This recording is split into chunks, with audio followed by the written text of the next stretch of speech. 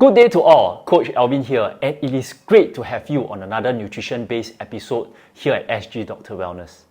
I believe many of you have heard of this term known as gluten and probably might get some sort of sensing that it is unhealthy for the body if regularly consumed. So what exactly is gluten?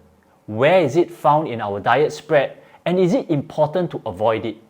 We will discuss more in this episode. Before we begin, stay glutened to the many informative episodes by smashing the subscribe and notification buttons now. Let's go.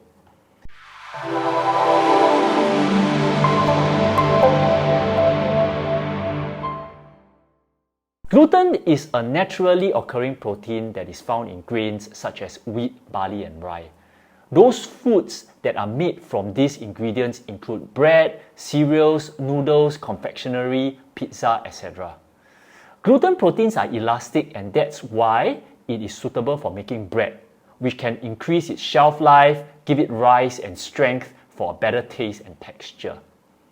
Gluten protein is resistant and often not able to be fully digested by our intestines. This can result in certain immune responses when it permeates through the walls of our intestines into the body.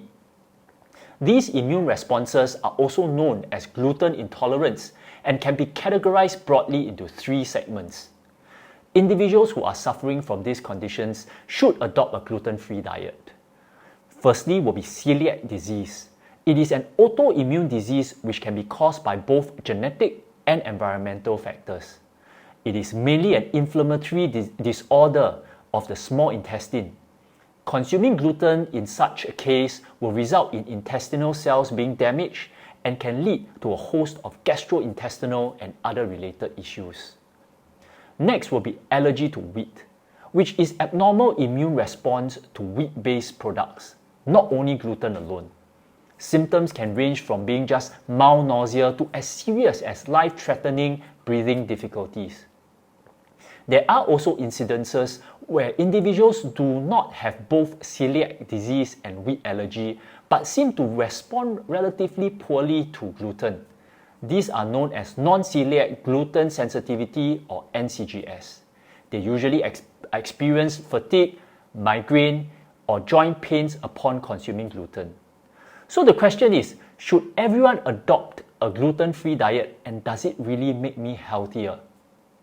If you do not have the above conditions or any health issues that your medical practitioner advised you against consuming gluten, there is actually not a need to specifically avoid it.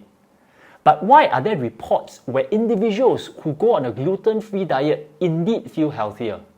Well, one of the main reasons is because gluten originates from wheat and grain-based products, which are used to make processed foods such as cakes, pizzas, or batter for deep-fried food. Going gluten-free might inadvertently omit such foods from the diet, and with the elimination of such high-calorie, sugar and fat-dense food, it might help to improve one's BMI, improve alertness, and even alleviate muscular and joint discomfort.